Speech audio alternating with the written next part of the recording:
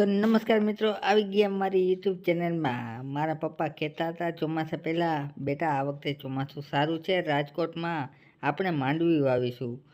માંડવી તો શું, હવે તો એમ થાય કે કોબી વાવવાને તૂટશે.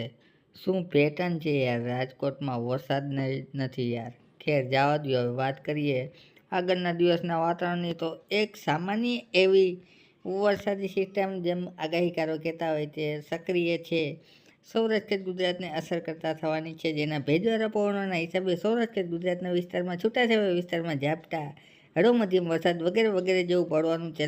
ભાઈ રાજકોટમાં હજી યાર કંઈ ઝાપટા જ પડે, રોડ ભીના થાય અને ભૂવા પડે. જોઈએ હવે તારીખ 10માં કેવું રહેશે, તો બને રહેજો વિડીયોમાં.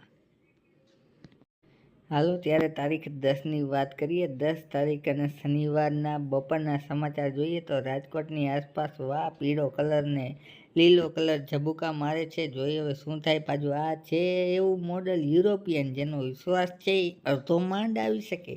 ત્યારબાદ સુરેન્દ્રનગરમાં, અમદાવાદમાં, વિરમગામમાં, આગળના હિંમતનગરમાં, મહેસાણાનગર શું મહેસાણામાં તો ત્યાં તો કાંઈ વરસાદની કાંઈ જરૂર નથી. ઉત્તર ગુજરાતમાં તો ધરાઈ ગયા. બાકી કચ્છના રાપરમાં છે. ત્યારબાદ જોઈએ તો ભચાઉના વિસ્તારો છે, એ બધા વિસ્તારોમાં વરસાદની જરૂર છે રાજકોટની જેમ. અને સાથે સાથે ભાવનગર, પાલીતાણામાં પણ જરૂર છે. ત્યાં કાલ માટે સારું બતાવે છે. જોઈએ તમારા નસીબ કેવા છે મિત્રો. અમારા નસીબ તો હજી સુધી ખુલ્યા નથી આ ચોમાસામાં. દરિયાઈ પટ્ટીમાં તો ઝાપટાની મોજ ચાલે છે. દ્વારકાથી લઈ અને પીવા સુધીના દીવ સુધી અને દ્વારકા સુધી છે એ મોજ છે. વરસાદના ઝાપટા પડ્યા રાખે છે. તેમજ વડોદરા, ભાઈ હવે વડોદરાવાળાને કંઈ બસ કરો યાર, 2 દિવસથી સતત વરસાદ વરસાવો ને કાલે તમારે પાછું બતાવે છે બહુ વરસાદ વરસાવ્યો તમે. 11 તારીખ સુપર સન્ડેનું જોઈએ આપણે કેવો મુકાબલો થાય છે. સુપર સન્ડેના રોજ પણ જોઈ શકાય છે મિત્રો. અહીં તમે જોઈ શકો છો ઝાપટા જોવા મળી રહ્યા છે છૂટાછવાયા વિસ્તારમાં, જેમાં રાજકોટમાં પણ બ્લુ કલર દેખાય છે. એનો મતલબ એમ કાઢી શકાય કે એકાદ મિનિટનું ઝાપટું આવી શકે જોરદાર મોટા છાંટા, અને પછી ધબાક કરતો વરસાદ બંધ થઈ જાય ને તડકો આવી જાય અને પાણીને ગારોને જોવા મળી શકે એવો કલર છે એ દર્શાવવામાં આવી રહ્યો છે.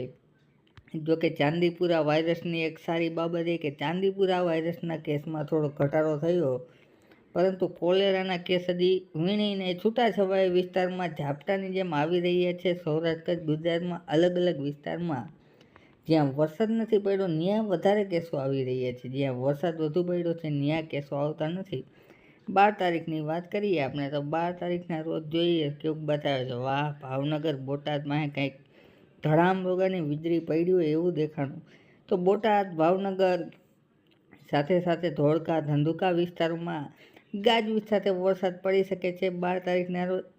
ત્યારે અન્ય સૌરાષ્ટ્રમાં છે એ છૂટો છવાયો ઝાપટા. જો આ બ્લુ કલર હોય ને એટલે ઝાપટા સમજવું, ભારે વરસાદની કોઈ ગલત ફેમીમાં ના રહેતા, કારણ કે બ્લુ કલરમાં છે એ ભારે વરસાદ નથી પડતો. ભારે વરસાદ તો તમે અહીં જોઈ શકો છો, દિલ્હી બાજુ જો લાલ કલરનું અલવર બાજુ દર્શાવ્યું છે, ત્યાં ભારે વરસાદ પડતો હોય છે મિત્રો. તો આ મુજબના હવામાન સમાચાર જોવા મળી રહ્યા છે 12 તારીખ સુધી. ત્યારબાદ આગળનું ચિત્ર તો આપણે ગઈકાલે પણ જોયું હતું ને ગઈકાલે પાછું સેટ મેક્સમાં સૂર્યવંશમ ફિલ્મ પણ જોયું હતું. 13 તારીખ, 14 તારીખને આઝાદી દિવસની વાત છે એ આપણે આવતા વિડીયોમાં કરીશું. મજા આવશે તો મિત્રો. અમારી ચેનલમાં મજા આવતી હોય તો લાઈક ને સબસ્ક્રાઈબ કરી દેજો. ઓહો, પૂર્વ ભારતમાં તો ગાજવીજ, બાંગ્લાદેશમાં તો અમે ગાજવીજ તો ચાલુ જ છે, કડાકા ભડાકા, તબાતબી બોલે છે, એની અસર છે એ બંગાળમાં પણ જોવા મળી રહી છે. ગાજવીજ સાથે ભારે વરસાદ છે જોવા મળી શકે છે. આમ નેપાળ ને જમ્મુ કાશ્મીર ને ભાઈ બધી બાજુ વરસાદ છે. રાજકોટ, સુરેન્દ્રનગર ને ભાવનગર ને અમરેલી ને બાદ કરતા ન્યાય કંઈક વારો તો આવી જાય યાર, લાગે છે એવું. પાછું એક કેરળ બાજુથી અરબ સાગરમાં એક સિસ્ટમ બને એવું બતાવી રહ્યું છે યાર. હવે કેવું કહે, એલી સાઈડથી તો સિસ્ટમ અરબ સાગરની આવે ને મજા કરાવે તો થાય આગળના દિવસોમાં. જોશી ત્યારે આગળની વાત છે આગળના વિડીયોમાં. ભલે મજા કરજો મિત્રો.